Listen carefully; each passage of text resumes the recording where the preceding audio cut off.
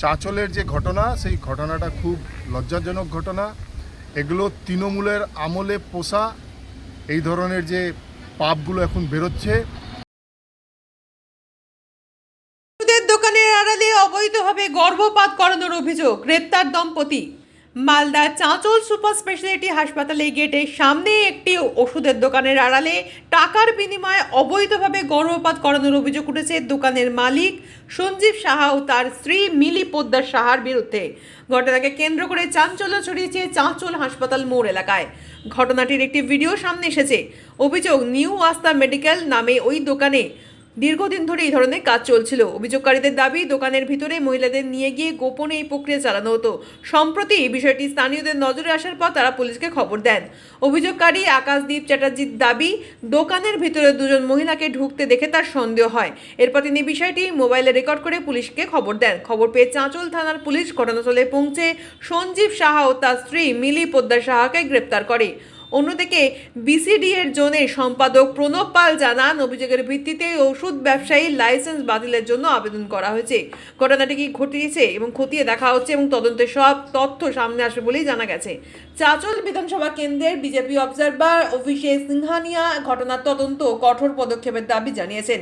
পুরো ঘটনার তদন্ত শুরু করেছে পুলিশ এবং অভিযোগের সত্যতা তদন্ত সাপেক্ষ।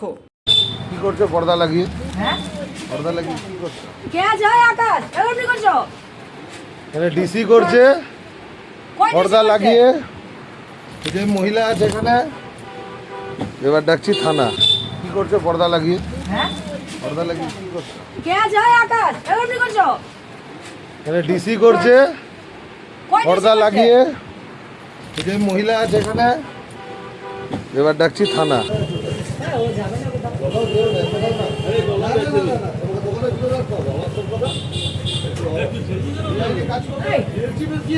ও দোকান ছেড়ে যাবে কোথায়? এই বাবু,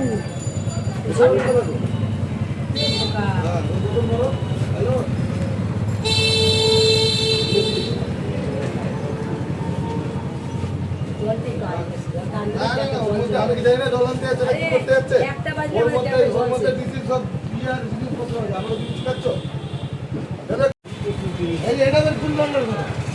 বুঝাই দিয়েছি রে বাবু, ওই কিছু বুঝে না। এগুলা করতে যাও না। কেন যে আমাদের বয়স বাঁচে, রাত্রের বেলা আমরা দোকান করতে পারবো না, ওষুধ বিক্রি করে কোনো দোকানে তোমার অবজেকশন নাই তো তুমি কেন করবা? আমি ওকে অনেকবার বলেছি, আমার কথা শুনে স্যারকে ফোন করলো, বাবু ছেড়ে দে না। তাড়াতাড়ি আসেন, নইলে তো ফের এই আকাশ, ছেড়ে দে না রে বাবু। না। ওই ইয়েটিকে পেশেন্টটিকে ভাগিয়ে দিলে, আমার কাছে ভিডিও আছে, ওর হাতে যেগুলো আছে ওগুলো সব ডিসিশন করে দিচ্ছি। পেশেন্টটা কোথায় গেলো? পেশেন্টটা কোথায় গেলো? কোন পেশেন্ট ছিল যে তুই বলি এটা তো আমার কাছে আমরা তৎক্ষণাৎ মিটিং ডাকি। মিটিং ডেকে আমরা সিদ্ধান্ত নিই যে ওকে আমাদের মেম্বারশিপ থেকে বাদ দিতে হবে এবং আমরা ডাক কন্ট্রোলকে বলবো যে যাতে ওর লাইসেন্সটা ক্যান্সেল করা হয়।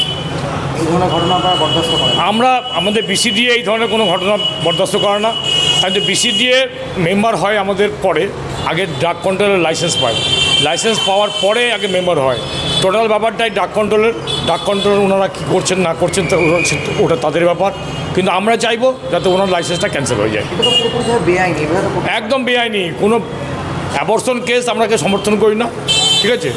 অ্যাবর্শনে ওটা দোকানের মধ্যে অ্যাবর্শন করছে, সেটাকেও তো সমর্থন করা যায় না।